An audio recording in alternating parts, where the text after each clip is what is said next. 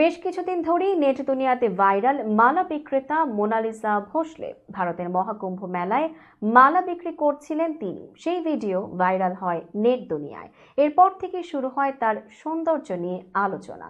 Hindustan Times থেকে জানা যায়, গুঞ্জন উঠেছে আল্লু অর্জুনের পুষ্পা 3-তে তাকেই নাকি নায়িকা হিসেবে পেতে চান তিনি। সেই গুঞ্জনের মধ্যে মোনালিসার বলিউড অভিষেকের খবর এলো।